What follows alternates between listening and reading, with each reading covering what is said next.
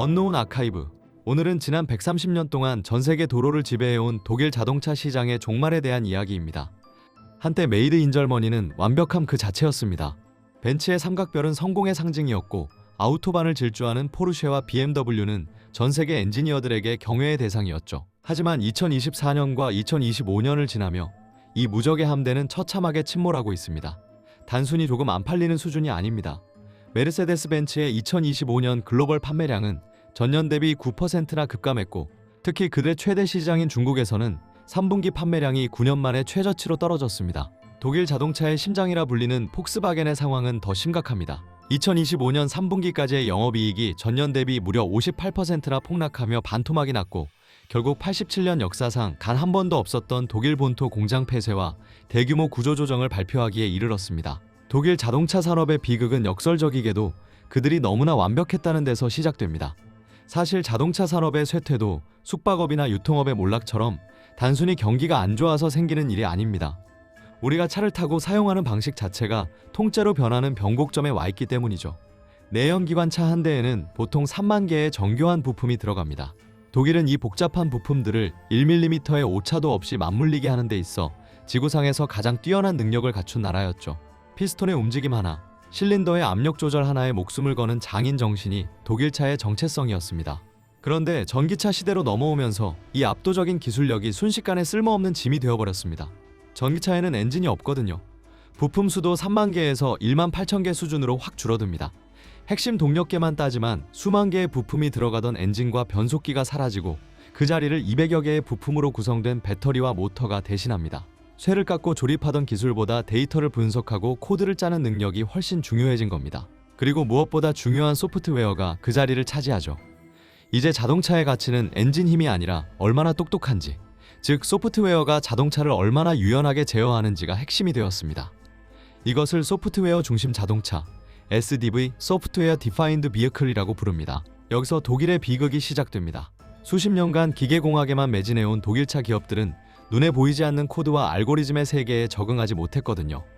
실제로 폭스바겐이 5년 동안 10조 원 넘게 쏟아부어 만든 자체 소프트웨어 카리아드는 사실상 실패로 끝났습니다. 소프트웨어 오류 때문에 신차 출시가 2년씩 미뤄졌고 수천 대가 항구에 묶여 있었던 사건 기억하시나요?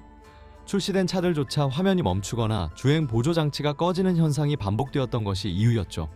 차는 튼튼하게 만들었는데 정작 그 차를 움직이는 두뇌가 제대로 작동하지 않은 겁니다. 독일제 신화가 디지털 시대에 얼마나 무력한지를 보여주는 상징적인 장면이었습니다. 기계적 완벽함에만 집착하던 오만이 디지털 시대라는 벽에 부딪힌 첫 번째 신호였습니다. 이제 주도권은 정보를 독점한 거대 제조사가 아니라 데이터를 쥔 자에게 넘어갔습니다. 과거에는 벤츠나 BMW가 이게 명차다라고 선언하면 대중은 그걸 믿고 샀죠. 하지만 테슬라라는 이단아가 등장하면서 이 공식이 완전히 깨졌습니다. 테슬라는 자동차를 바퀴 달린 컴퓨터로 정의했거든요. 그들은 엔진 성능을 자랑하는 대신 자율주행 데이터와 실시간 무선 업데이트 기능을 내세웠습니다. 어제 산 차가 오늘 아침 업데이트를 통해 더 똑똑해지는 경험을 한 소비자들에게 3에서 4년에 한 번씩 디자인만 살짝 바꿔내놓는 독일차의 연식 변경 모델은 더 이상 매력적이지 않게 된 겁니다. 여기에 더해 중국이라는 거대한 변수가 등장합니다. 2000년대 초반만 해도 중국은 독일의 착한 학생이었습니다. 폭스바겐과 벤츠의 기술을 배우기 위해 합작 법인을 세우고 그들의 설비를 수입하던 나라였죠. 하지만 중국은 깨달았습니다. 엔진으로는 결코 독일을 이길 수 없다는 것을요. 그래서 그들은 게임의 판을 아예 바꿔버렸습니다. 바로 전기차와 배터리라는 새로운 전장으로 말이죠. 수치로 보면 그 격차는 더욱 처참합니다.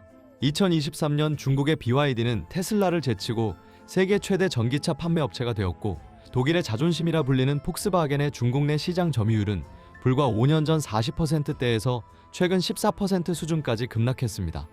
독일 차들이 여전히 엔진의 진동을 줄이는 데 몰두할 때 중국 기업들은 차량 내부를 거대한 영화관으로 바꾸고 음성 명령으로 창문을 열고 자율주행 센서를 촘촘하게 배치하고 스마트폰과 완벽하게 연동시키는 데 집중했거든요. 소비자가 백화점에서 최저가를 검색하며 유통 권력을 해체했듯 전 세계 소비자들은 이제 독일차의 브랜드 명성보다 중국차의 압도적인 디지털 경험과 가성비를 선택하고 있습니다. 자동차 산업의 위기는 단순히 기업 몇 군데가 망하는 문제가 아닙니다. 이것은 독일이라는 국가 전체의 경제 근간을 흔드는 거대한 붕괴입니다. 독일 전체 GDP의 약 5%를 자동차 산업이 차지하고 있으며 연관된 일자리만 80만 개가 걸려 있거든요. 독일 수출액의 16%가 자동차에서 나오죠. 지금 폭스바겐이 추진 중인 100억 유로, 우리 돈으로 약 15조 원 규모의 비용 절감 대책은 독일 사회에 엄청난 충격과 공포를 안겨줬습니다. 87년 역사상 단 한 번도 없었던 독일 본토 공장 폐쇄를 선언했거든요. 이건 단순히 공장 하나를 닫는 문제가 아닙니다. 지난 수십 년 동안 독일 중산층을 지탱해온 고액 연봉과 강력한 복지라는 사회적 합의가 무너지고 있다는 뜻입니다. 숙련된 노동자들이 하루아침에 일자리를 잃고 그들이 소비하던 지역 경제가 도미노처럼 무너지고 있습니다. 여기에 지정학적 위기까지 겹쳤습니다. 러시아 우크라이나 전쟁 이후 저렴한 러시아산 천연가스 공급이 끊기면서 독일 공장들의 전기료가 폭등했거든요.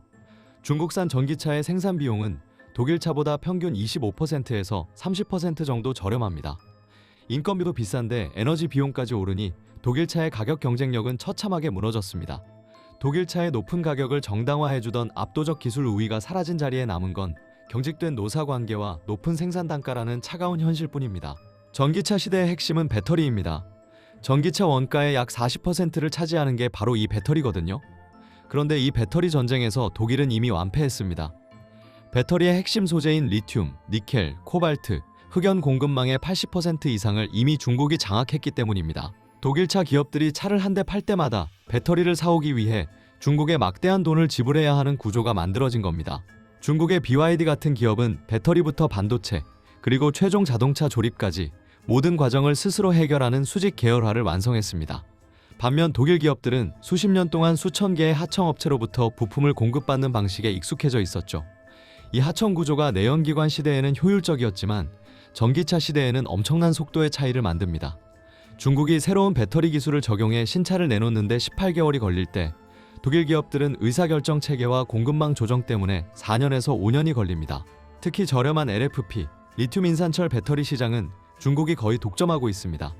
벤츠나 BMW가 비싸고 주행거리가 긴 3원계 배터리에 집중할 때 중국은 대중적인 저가 전기차 시장을 LFP 배터리로 싹쓸이했습니다. 이제 독일의 프리미엄 전략은 더 이상 먹히지 않습니다. 소비자들은 비싼 벤츠 전기차를 사느니 성능은 비슷하고 디지털 기능은 더 뛰어난 중국차를 절반 가격에 사겠다라고 말하기 시작했거든요. 프리미엄의 가치가 브랜드 이름에서 실질적인 기술 경험으로 옮겨간 겁니다. 독일 자동차 산업을 벼랑 끝으로 민 건 외부 적들뿐만이 아니었습니다. 그들이 믿었던 동맹들의 배신이 더 뼈아팠죠. 독일차 기업들은 자신들의 소프트웨어 실력이 부족하니까 구글이나 애플 같은 빅테크 기업에 손을 내밀었습니다. 그런데 이게 고양이에게 생선을 맡긴 꼴이 됐습니다. 빅테크 기업들은 자동차 제조사를 도와줄 생각이 전혀 없었거든요. 그들은 오직 자동차 안에서 발생하는 데이터에만 관심이 있었습니다. 구글의 안드로이드 오토나 애플 카플레이가 차량 화면을 장악하는 순간 제조사는 단순한 껍데기 공급업자로 전락했습니다. 고객이 차 안에서 어디로 가는지, 무슨 음악을 듣는지, 뭘 결제하는지에 대한 귀중한 데이터 권력은 모두 실리콘밸리로 넘어갔습니다. 제조사는 수조 원을 들여 하드웨어를 만들지만 정작 그 안에서 발생하는 부가가치는 소프트웨어 기업들이 챙겨가는 기형적인 구조가 만들어진 겁니다. 독일의 자존심 폭스바겐이 최근 미국의 전기차 스타트업 리비안에 50억 달러를 투자하며 기술을 사오기로 한 건 정말 충격적인 사건입니다. 130년 노하우를 가진 거인이 설립된 지 얼마 안 된 신생 기업에게 제발 두뇌를 좀 빌려달라고 애걸하는 처지가 된 거니까요. 하지만 이미 주도권은 넘어갔습니다. 하드웨어를 잘 만드는 기술은 이제 누구나 가질 수 있는 기술이 됐고 소프트웨어를 지배하는 자가 모빌리티라는 거대한 권력의 주인이 된 겁니다. 독일 경제의 진짜 힘은 벤츠나 폭스바겐 같은 대기업이 아니라 미텔슈탄트라고 불리는 강소기업들에서 나옵니다. 독일 전역에 퍼져 있는 수만 개의 정밀 부품사들이 바로 그들이죠. 이들은 수십 년 동안 엔진 밸브, 변속기 기어, 연료 분사 장치 등을 만들며 세계 최고가 됐습니다. 그런데 이 기업들이 지금 집단 도산 위기에 처해 있습니다. 내연기관 엔진에는 3만 개의 부품이 들어가지만 전기차에는 그 절반도 안 되는 부품만 필요합니다. 특히 엔진과 변속기에 들어가는 수천 개의 정밀 부품들이 아예 사라져버렸습니다. 변속기 기어를 깎던 회사는 이제 납품할 곳이 없어졌고 연료 탱크를 만들던 공장은 가동을 멈췄습니다.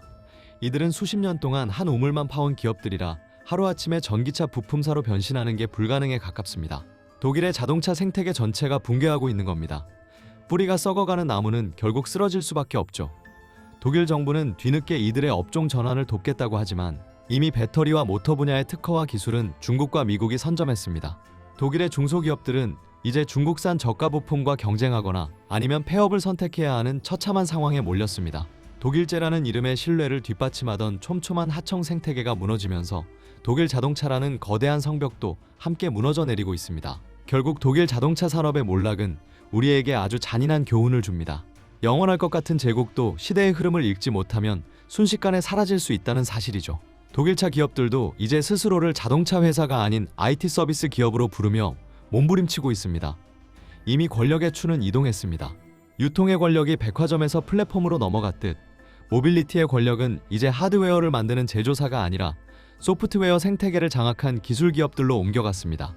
10년 뒤 우리가 알던 벤츠와 BMW는 어떤 모습일까요? 아마도 중국이나 미국의 소프트웨어를 탑재한 평범한 이동 수단으로 남거나 혹은 과거의 향수를 자극하는 아주 비싼 수집품이 되어 연명하고 있을지도 모릅니다. 우리는 지금 인류 기술사의 거대한 페이지가 넘어가는 현장에 서 있습니다. 완벽한 기계적 조립이 선사하던 쾌감의 시대는 저물고 끝없는 데이터와 알고리즘이 지배하는 새로운 시대가 열렸습니다. 죽어가는 독일제 신화, 그 화려한 엠블럼 뒤에 숨겨진 차가운 몰락의 진실, 언노운 아카이브가 준비한 이번 편은 여기까지입니다. 시청해주셔서 감사합니다.